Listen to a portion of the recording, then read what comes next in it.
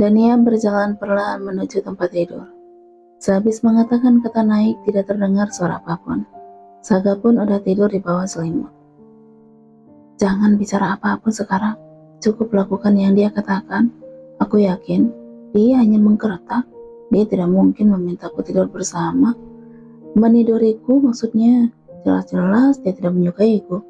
Baik, pelan-pelan Dania. Jangan membuat suara mengganggu. Sebentar lagi dia juga tidur seperti biasanya. Aku hanya perlu menahan napas sampai dia tidur. Kau lupa apa yang aku katakan tadi? Saat Tania udah terbaring di tempat tidur, Saga menendang selimut sampai benda itu teronggok di lantai. Sekarang kaki kanan Saga udah naik ke atas kaki Dania. Menindihnya, aku kan bilang akan mencabik-cabik habis dirimu. Apakah udah siap? Sudah tidak tahu sepucat apa sekarang wajah Dania. Tangannya bergetar berpegang pada pinggir tempat tidur. Berusaha menggerakkan kakinya agar leluasa menyingkir. Tenaganya kalah jauh. Kaki panjang milik Saga bahkan tidak bergeser sedikit pun. Semakin dia berusaha menggerakkan kaki, semakin kuat laki-laki itu menekannya. Suamiku, maafkan saya, maafkan kesalahan saya. Dania berusaha mengeluarkan kalimat mengibah yang terdengar sangat tulus. Kemampuan aktingnya semakin hari memang semakin membaik. Saya salah udah bertemu dengan Helena, padahal Anda masih belum memaafkannya. Dan saya lancang berpikir untuk mempertemukan Anda kembali dengannya. Saga menggeram kesal. Sekarang tangannya malah melingkar di tubuh Dania, memeluk gadis itu. Dania semakin menciut ketakutan. Kenapa membahas Ella lagi? Bergumam di dekat telinga Dania. Karena Anda masih mencintai Helen. Makanya saya berpikir. Terbata. Suara Dania tertahan ketika Saga mencengkram lehernya. Semakin lama semakin kuat. Dania mulai tersengal. Dia batuk berulang setelah Saga melepaskan tangannya. Jangan menyebut namanya dengan mulutmu itu lagi. Aku akan menghukummu untuk itu. Dania membuka mulutnya karena intuisi untuk menyelamatkan diri. Bibir lembut Saga menyatu dengan miliknya. Tapi kenapa dia melakukannya dengan sangat lembut? Padahal dia kan sedang kesal. Begitu yang sepintas terpikir di kepala Dania. Dia bahkan mencikiku barusan karena aku menyebut nama Helen. Tapi dia menciumku dengan sangat lembut. Menarik napas sebentar, lalu Saga kembali melancarkan serangan ciuman yang kedua kalinya. Kali ini lebih lama dan dalam. Suamiku, ini salah kan? Ini salah kan? Aku tidak harus tidur dengannya kan? Bibir Saga mulai menelusuri telinga, leher, dan bahu Dania. Kecupan lembut mengalirkan semua perasaannya yang sebenarnya. Tapi tidak dengan Dania. Gadis itu memejamkan mata, menggigit bibirnya keluh, mencengkram spray. Suamiku, maafkan saya. Masih berusaha menyelamatkan diri. Saga masih menelusuri lakukan tubuh Dania. Bukankah Anda bilang tidak menyukai saya karena saya jelek dan kampungan? Tidak menghentikan aktivitas bibirnya. Lihat kan, kamu mengakui kalau aku memang tidak sesuai seleramu. Kenapa masih melakukan ini? Dan agar saya cukup tahu diri untuk tidak mengharapkan bisa melayani Anda sebagai istri di tempat tidur. Bagaimana ini? Tangannya mulai tidak bisa dikondisikan. Udah masuk ke dalam bajuku. Kenapa sekarang Anda? Jemari Saga menutup bibir Dania yang mau bicara lagi. Apa kau lupa dengan aturan utama yang kamu tanda tangani denganku? Aku adalah aturan hidup yang harus kamu patuhi. Kalau aku bilang kamu jelek, artinya apa? Saya jelek, menjawab Liri, masih sambil memalingkan wajah. Kalau aku bilang aku mau tidur denganmu, artinya apa? Saya akan tidur dengan Anda. Kecupan lembut di leher Dania lagi. Setelah mendengar jawaban Dania. Apa ini? Kenapa dia melakukannya dengan sangat lembut? Dia bilang kan ingin mencabik-cabikku.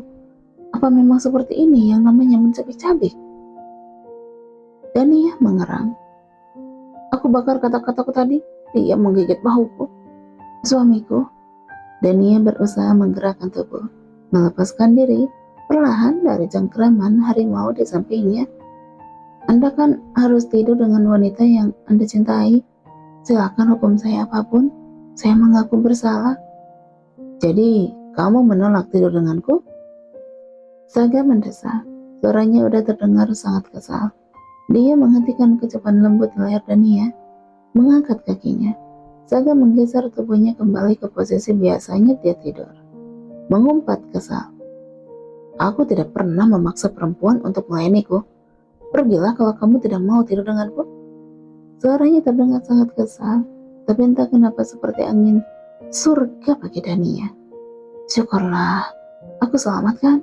Walaupun dia marah dan akan menghukumku dengan cara yang lain, tapi bukankah lebih baik daripada ini? Dania bernapas lega. Dia menarik napas pelan, sambil menurunkan kakinya dari atas tempat tidur. Dia udah menyinggung Saga kalau dia masih tidur satu tempat tidur dengannya. Bukankah itu tidak tahu malu namanya? Pergilah dan lihat bagaimana aku menghancurkan semua keluargamu tanpa sisa. Dania yang udah berdiri 3 langkah dari tempat tidur membeku. Dia tidak punya keberanian untuk bergerak lagi. Kalau aku tidak bisa membuatmu berada di sisiku karena kau mencintaiku, maka aku akan memaksamu berada di sampingku dan belajar mencintaiku. Biarkan aku yang mencintaimu duluan sekarang. Pergi sana, nyah dari hadapanku. Seharusnya Dania pergi dan tidak perlu memikirkan apapun kalau dia mau selamat. Tapi sekali lagi dia harus menyerah karena hal konyol melindungi keluarga. Dania membalikkan badan, berjalan pelan menuju tempat tidur. Dia naik, duduk bersimpuh di samping Saga yang duduk bersandar sambil menekuk kakinya. Napasnya masih berhembus pendek.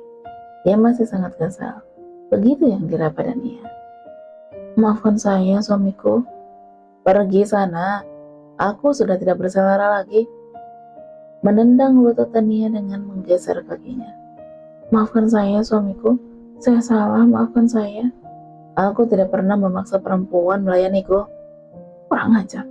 Aku bahkan harus memaksamu menoleh padaku. Saya tidak dipaksa sama sekali. Saya melakukannya karena senang. Bukankah Anda tahu kalau ini yang saya impikan ketika menjadi istri Anda? Bisa tidur bersama Anda. Lupakanlah harga diri.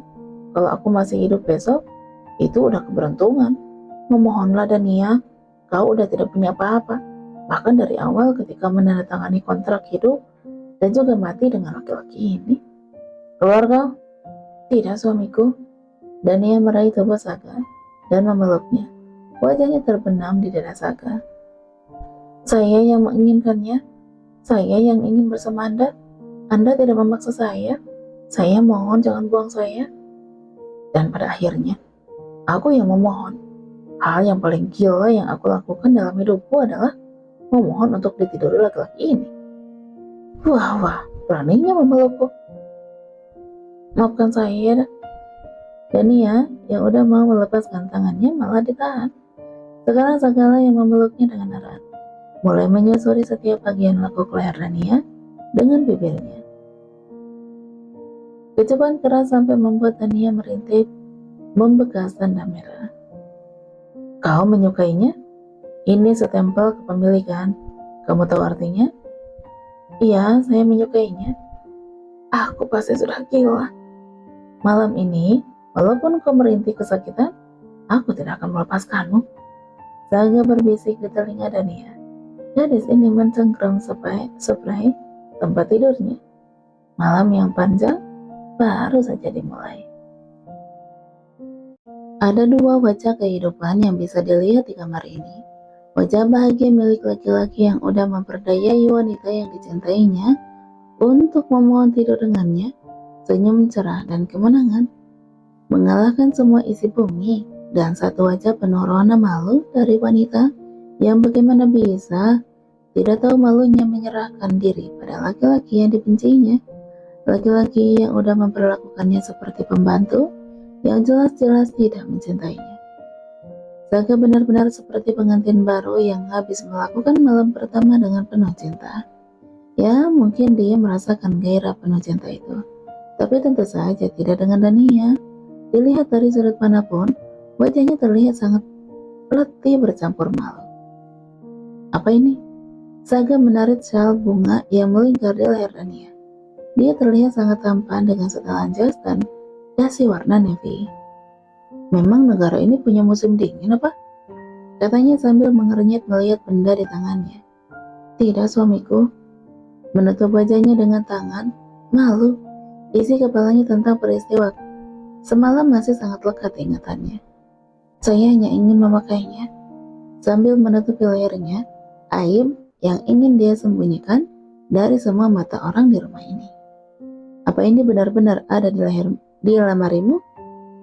Mengangkat sjal tinggi di tangannya, melihat dari berbagai arah. Seperti berkata, bagaimana benda aneh ini bisa ada di lemarimu? Iya, saya menemukannya di dalam laci.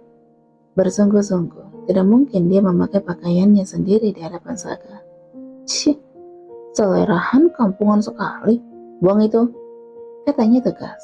Mataku sakit melihatnya.